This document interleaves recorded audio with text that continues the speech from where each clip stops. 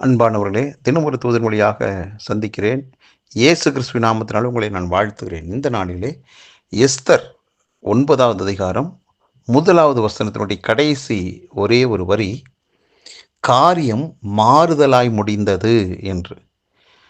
எந்த விஷயத்தில் அப்படின்னா, ஆண்டவருடைய பிள்ளைகளாகிய யூத ஜனங்களுக்கு விரோதமாக அந்த நாட்டிலே ஒரு மிகப்பெரிய ஒரு சட்டத்தை போட்டு ஒட்டுமொத்தமாக அந்த கூட்டத்தையே அழிக்க வேண்டும் என்று சொல்லி ஆமான் என்றதான ஒரு மனிதன் மூலமாக ஒரு தீமையான ஒரு திட்டத்தை போடப்பட்டது. அந்த காரியம் எஸ்தருடைய காதுக்கு தெரிந்தது. அதன் மூலமாக ஆண்டவருடைய சமூகத்தில் அவள் 3 நாள் உபவாசம் இருந்து ஆண்டவரிடத்தில் ஜெபம் பண்ணுறா. இப்படியெல்லாம் காரியங்கள் நடந்துட்டு இருக்க என்ன ஆச்சுன்னா, எந்த மனுஷன் எந்த யூதர்களை அழிக்கணும் திட்டமாய் இருந்தானோ அவனுக்கே அந்த அழிவு வந்து விட்டது.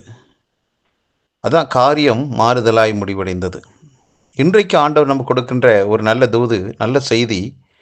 இந்த வார்த்தை கேட்டுக்கொண்டிருக்கிற யாராக இருந்தாலும் அருமையானவர்களே, உங்களை அச்சுறுத்தி கொண்டிருந்த, உங்களை பயமுறுத்தி கொண்டிருந்த, உங்களை அழித்து விடுவேன் என்று சட்டம் போட்டு சத்தம் போட்டு உங்களுக்கு எதிராக போராட்டம் பண்ணின அந்த மனிதன், அந்த கூட்டம், சத்துருவினால் எழுப்பப்பட்ட அந்த கூட்டத்துக்கு விரோதமாக ஆண்டவருடைய கரம் வல்லமையாக செயல்படும் நாள், நேரம் இதுதான். இந்த நாளில் என்ன நடக்கப் போகிறது என்றால், எந்த குறிப்பிட்ட விஷயத்தை குறித்து பயந்து நடுங்கி கொண்டிருந்தீங்களோ, ஒருவேளை அவ்வளவுதானா, முடிந்ததா, என் வாழ்க்கை முடிஞ்சுதா, என் படிப்பு முடிஞ்சுதா, என் வேலை முடிஞ்சுதா, என் ஊழியமே முடிஞ்சுதா என்று பல விதங்களிலே காலப்போக்கில் நடக்கிற சில சம்பவங்கள் உங்களுக்கு அதை உணர்த்தி கொண்டிருக்கலாம். எல்லாமே எதிர்மறையாக இருக்கிறதே என்றெல்லாம் கூட நினைக்கலாம். இன்னைக்கு ஆண்டவர் சொல்றாரு, எதுவெல்லாம் உன் கண்ணுக்கு, உன் காதுக்கும் மனதுக்கும் எதிர்மறையாய் தோன்றி உன்னை அச்சுறுத்தி கொண்டிருக்கிறதோ அந்த காரியம் மாறுதலாய் முடிவடைகிறது என்று.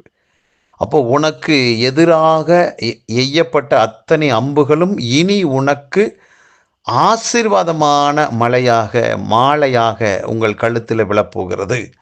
ஆகவே பிரியமானவர்களே, உங்களுக்கான நேரம் வந்துவிட்டது. உங்களுக்காக காற்று திசை மாறி அடித்து கொண்டிருக்கிறது. ஆகவே இது உங்கள் நாட்கள், உங்களின் வேலை வந்துவிட்டது என்றுதான் அர்த்தம். ஆகவே பயப்படாதீர்கள். காரியத்தை மாறுதலாய் முடிவடைய பண்ணின ஆண்டவர் இன்றைக்கும் உயிரோடு தானே இருக்கிறார். அன்றைக்கு மட்டுமல்ல, இன்றைக்கும் அவர் உங்களை நேசிக்கிறாரே. ஆகவே அந்த அன்பு, அந்த நேசம் மாறவே இல்லை. அந்த அன்பின் நிமித்தம் காரியம் உங்களுக்கு சாதகமாக மாறுகிறது.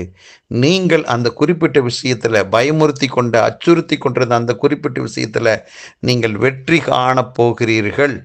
தோல்வி உங்களுக்கு இல்லை என்ற நற்செய்தியை இன்றைக்கு ஆண்டவர் நமக்கு கொடுக்கிறார். ஆகவே இதை நினைத்து கர்த்தருக்கு நன்றி சொல்லலாம். நல்ல பிதாவே, யூதர்களுக்கு விரோதமாய் எழும்பின சதி, நாசமோசமான திட்டங்கள் அனைத்தும் அழிக்கப்பட்டு காரியங்கள் தேவ பிள்ளைகளுக்கு சாதகமாய் மாற்றி கொடுத்தீரப்பா. அதே போல இந்த நாளிலும் இந்த வார்த்தை கேட்டுக்கொண்டிருக்கிற ஒவ்வொருடைய வாழ்விலும் எதிராக இருந்த சூழ்நிலைகளெல்லாம் ஆண்டவரே நீர் மாற்றி காரியத்தை பிள்ளைகளுக்கு சாதகமாய் மாற்றி தந்துவிட்டீர். இந்த நாள் எங்களுக்கு வெற்றியின் நாளாக இருக்கிறதுக்காக ஸ்தோத்திரம். இந்த வார்த்தை கேட்டுக்கொண்டிருக்கிற ஒவ்வொருவரையும் மனதார வாழ்த்துகிறேன், ஆசீர்வதிக்கிறேன். எதிர்மறையாக இருந்த ஆமாண்டவர் மருத்துவ ரிப்போர்ட்டெல்லாம் இயேசுவின் நாமத்தினால் காரியங்கள் மாறுதலாய் முடிவடைந்து நன்மைக்கு எதுவாய் அமைவதற்காக நன்றி. ஆமாண்டவரை எதிராக, தொழிலுக்கு எதிராக, ஊழியத்துக்கு எதிராக இருந்த காரியங்கள் எல்லாம் விலகி இவங்களுக்கு சாதகமாக இருக்கிறதுக்காக நன்றி. பொய் குற்றச்சாட்டை வைத்து கேவலப்படுத்த, அவமானப்படுத்த நினைத்தாங்க. அந்த விஷயத்தில் உண்மை நிலையை கர்த்தாவே நீர் வெளிப்படுத்தி ஆண்டவரே பிள்ளைகளுக்கு காரியத்தை ஆண்டவரை சாதகமாய் மாற்றி கொடுக்கிறீர். நன்றி அப்பா. இப்படி எல்லா விதத்திலும் நன்மைக்கு ஏதுவான காரியத்தை நீர் இன்றைக்கு அனுமதித்திருக்கிறீர். நன்றி செலுத்துகிறோம். தொடர்ந்து இந்த வார்த்தை கேட்டுக்கொண்டிருக்கிற ஒவ்வொருவரை வாழ்த்துகிறேன், ஆசீர்வதிக்கிறேன். அவங்க வாழ்க்கை சகல விதத்திலும் ஆசீர்வதிக்கப்பட்டு விருத்தி அடைவதாக, நன்மை உண்டாவதாக. இயேசு கிறிஸ்துவின் நாமத்தில் ஜெபிக்கிறேன் நல்ல பிதாவே, ஆமேன். அருமையானவர்களே, உங்களுக்கான காலம். பயப்படாதீர்கள். நன்றி.